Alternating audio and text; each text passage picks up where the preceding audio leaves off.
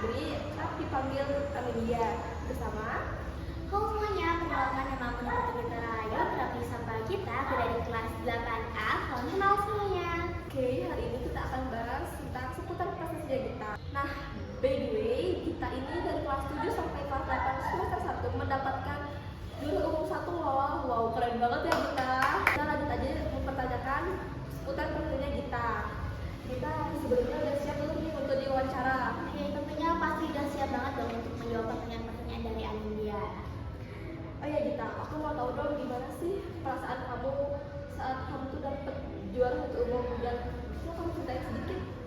Oke, saat pertama kali diumumkan menjadi juara satu umum itu, aku nggak nyangka ya, karena pada saat masuk SMP itu udah tahu persaingan di SMP itu bakal lebih ketat dan orang-orang di satu angkatannya itu bisa lebih dari 100 orang.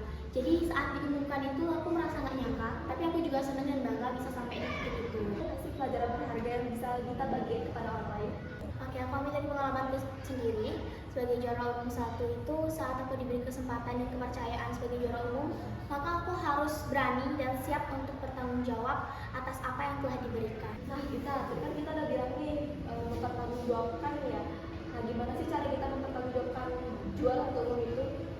Oke, jadi mungkin anggapan teman-teman di sekitarku itu kalau misalnya juara satu umum pasti dia bisa jawab kok semua pertanyaan yang aku tanyain. Jadi aku semaksimal mungkin, seberusaha mungkin aku bakal jawab apa yang temanku tanyakan dengan kemampuan yang aku punya. Gitu sih. Nah kan Gita nih berusaha semaksimal mungkin ya untuk menjawab pertanyaan teman-temannya Gita. Kalau ada nih pertanyaan yang Gita tuh nggak bisa jawab dan mungkin luar kemampuan kita belum mempelajari itu lebih jauh, kita belum mengenal lebih jauh juga. Gimana sih reaksi kita dan gimana cara kita menanggapi pertanyaan itu?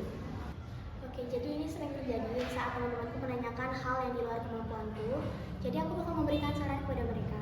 Coba lihat di internet atau enggak di buku ya, karena ini aku belum terlalu tahu banyak, jadi takutnya nanti salah juga memberikan jawaban. Jadi melalui internet atau enggak buku itu mereka bisa dapat apa yang ingin mereka tanyakan gitu. Kita biasanya tuh belajar kita biasanya tuh belajar tuh lebih ke terpacu dengan internet atau lebih terpacu dengan ke buku? Kalau aku sendiri pastinya terpacu pertama itu pada buku ya, karena itu yang digunakan sebagai media pembelajaran utama pada saat kita di sekolah. Tapi kalau misalnya ada materi yang kurang di buku dan aku ingin mencari tahu lebih dalam mengenai materi itu, aku bakal nyari di internet. Contoh soalnya masih kurang di buku menurutku, jadi aku bakal cari-cari di internet yang nyambung sama mapel itu dan materi yang aku sudah pelajari. Jadi aku seimbang ya antara internet dan buku itu, aku seimbangkan penggunaannya gitu.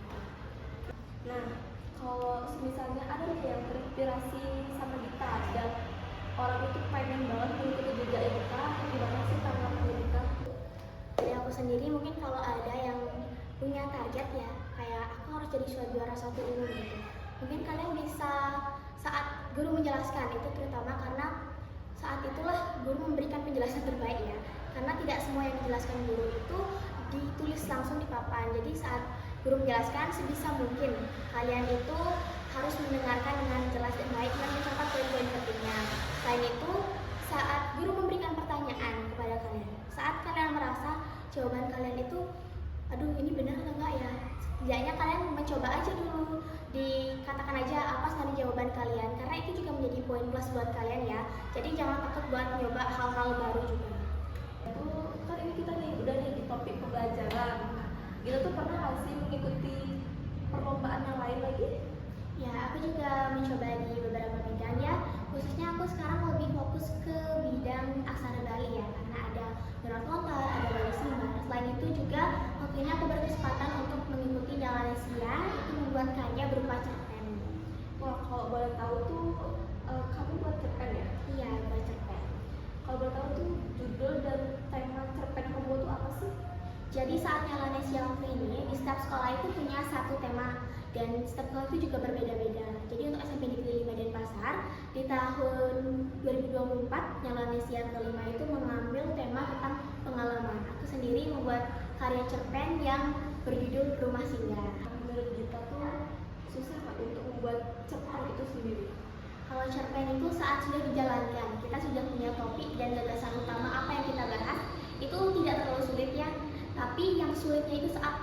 kali mendapatkan temanya pengalaman, harus menggali lagi pengalaman apakah yang akan saya bahas di cerpen dan apa gagasan utama atau topik utama yang bakal kita bahas. Mungkin susahnya di awal kan. Oh, berarti susah cuma di awal ya, di akhir tuh udah mulai gampang lah. Iya. Nah, kita kan mendapatkan juara satu umum nih. Kita tuh sebenarnya nyangka nggak sih bisa mendapatkan juara satu umum itu?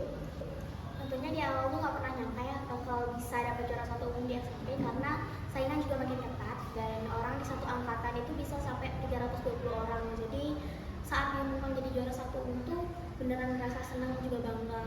Ada nggak sih mata pelajaran menurut kita tuh lama banget untuk mempelajari hal itu dan mengenal pelajaran itu tuh lebih dalam? Ada nggak sih? Di awal ya pastinya semua pelajaran tuh punya tantangannya masing-masing. Tapi aku dari dulu itu memang lebih lama untuk mengerti atau memahami itu saat di matematika. Apalagi saat SMP ini benar-benar berubah banget ya, dari SD ke SMP itu pelajarannya itu jauh banget berbeda. Di sana aku mengambil waktu yang cukup lama untuk beradaptasi dengan materi tersebut. Jadi sekarang aku berusaha untuk sebelum masuk ke materinya aku bakal gali-gali lebih dalam lagi. Jadi saat masuk ke materi itu aku jadi lebih siap untuk menghadapinya. Kita tuh sebenarnya punya target gak sih untuk kedepannya?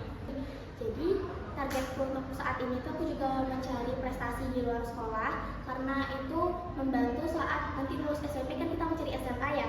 Selain prestasi di internal sekolah itu, prestasi di luar sekolah itu juga sangat membantu karena bisa saja itu nilainya lebih tinggi. Jadi itu sih targetku untuk saat ini.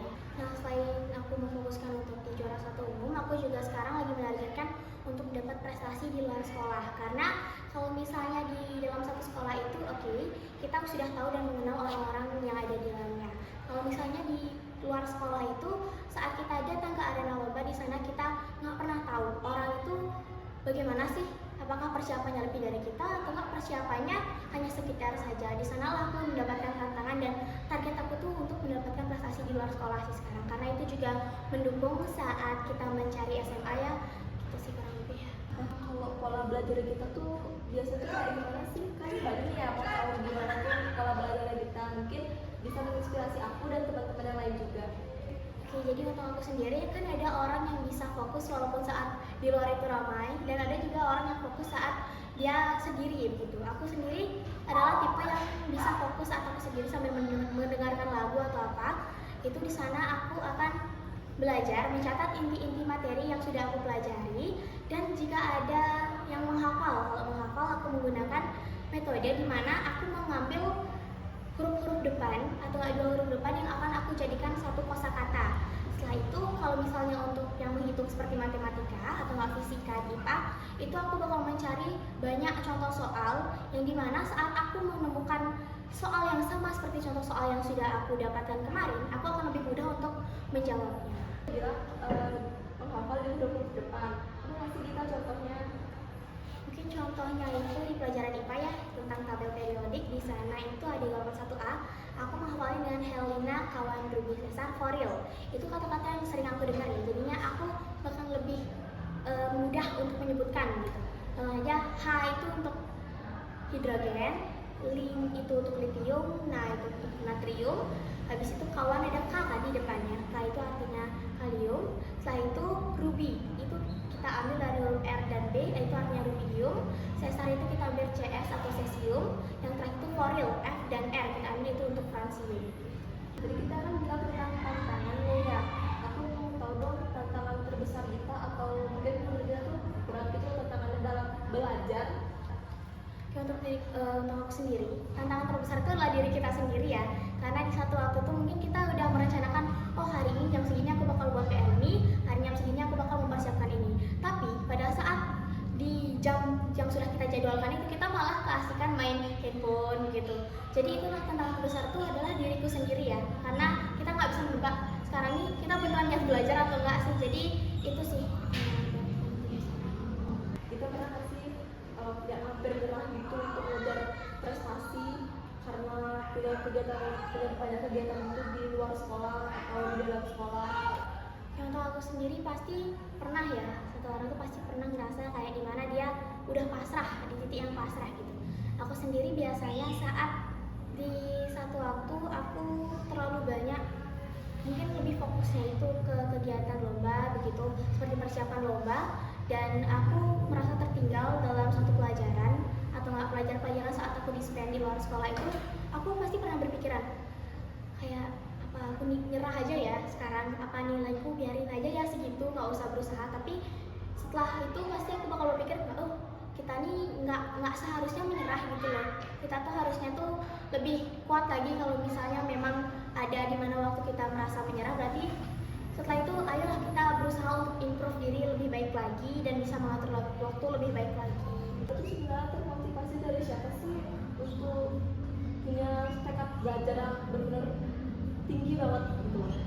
Itu tuh aku sendiri pasti dari lingkungan terdekat, dari orang tua, dari keluarga juga selalu mensupport dan mendukung untuk ayo sekarang ini waktunya kamu belajar, karena setelah ini tuh tantangan itu sebenarnya lebih besar. Misalnya sekarang kita merasa males ya buat PR kayak gini, tapi orang tua dan keluarga saya tuh bilang kalau misalnya hal yang sekarang kamu rasa berat itu nggak seberat saat kamu terjun ke masyarakat. Dan di sana saya merasa bahwa kalau misalnya saya sekarang belajar dengan giat, mungkin saja hal-hal ini tuh akan membantu saya saat terjun ke masyarakat gitu.